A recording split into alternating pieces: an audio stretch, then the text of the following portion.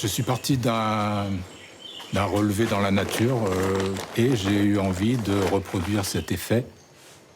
C'est la réflexion de la lumière solaire sur une goutte d'eau qui serait posée sur une feuille. Donc une feuille qui aurait un certain duvet. J'ai donc trouvé un sable qui puisse reformer ce duvet pour pouvoir recevoir l'eau et justement la garder en étant imperméable. Cette série de sculptures s'appelle les sculptures d'eau. C'est le nom que j'ai trouvé par rapport au fait que c'est un travail avec les éléments. L'eau en particulier, la lumière du soleil, le feu, la terre, le sable.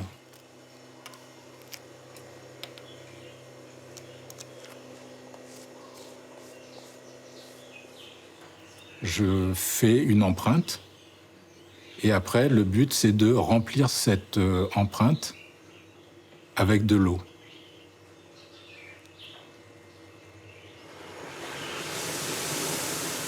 Donc je peins le sable avec mon chalumeau d'une certaine façon pour que les brins remontent et puissent garder l'eau en suspension.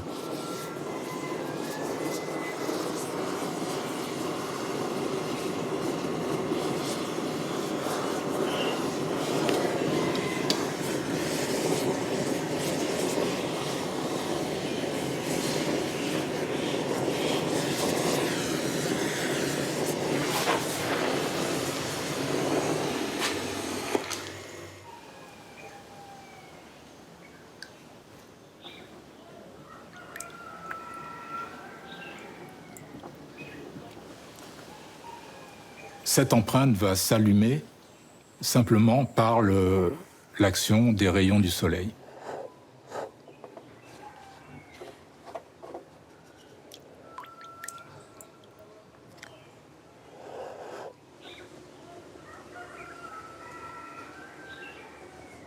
Comme c'est une sculpture éphémère, j'ai besoin de prendre une trace vidéo. Ça donne quelque chose de très poétique.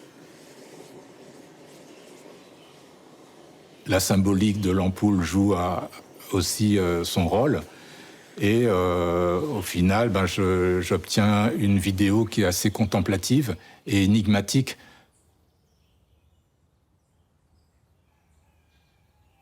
On peut resituer ce travail dans la période de l'optique art, où justement on avait des illusions d'optique, puisqu'il y a une illusion.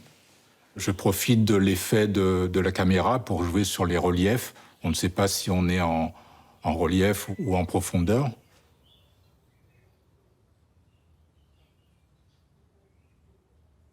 Dans mon travail de volume, j'ai toujours une recherche sur les matériaux. Je suis vraiment intéressé par la matière.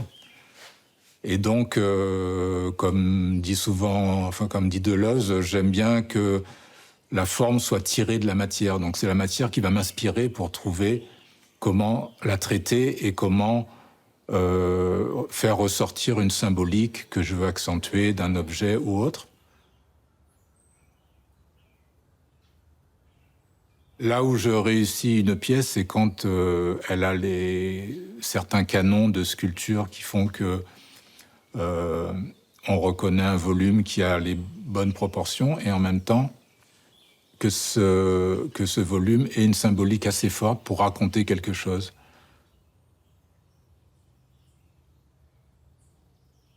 En ce moment, je travaille sur les valises. Donc, pour moi, la valise a une symbolique forte sur tous les déplacements migratoires, par exemple, l'identité, des choses comme ça. Donc, une fois que je tiens un objet symbolique comme ça, je cherche comment le travailler, c'est-à-dire dans la matière, dans la forme. Je peux changer aussi de taille et de le resservir, si on peut dire, en tant qu'œuvre, avec une symbolique augmentée.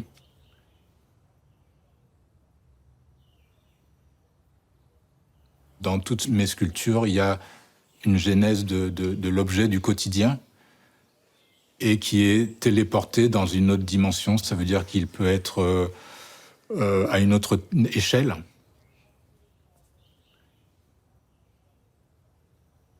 Une partie de mon travail, même s'il est toujours orienté sur les objets, me permet d'arriver sur des thématiques identitaires, par exemple, qui me tiennent à cœur. La pièce Négropolitude, qui est une sculpture givrante. Ce mot qui est un mot valise, hein, un néologisme entre négritude, métropole et attitude, ça dit poétiquement ce que peut ressentir quelqu'un qui est né en métropole, de parents créoles, comme c'est mon cas. Comment trouver une métaphore en sculpture pour mettre l'accent sur un parcours? Quand je suis arrivé à La Réunion, j'ai retrouvé une créolité. Je fais partie d'une diaspora et c'est vrai que je suis aidé pour ça par les maîtres à penser comme Édouard Glissant. Et voilà, ce qui m'est important, moi, c'est de faire partie de cette créolité qui est assez vaste et si possible, d'en parler avec mon travail de sculpture.